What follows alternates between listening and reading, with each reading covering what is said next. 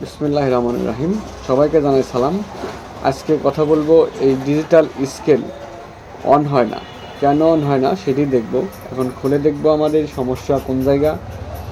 আমরা প্রথমে চেক করব আগে ব্যাটারি।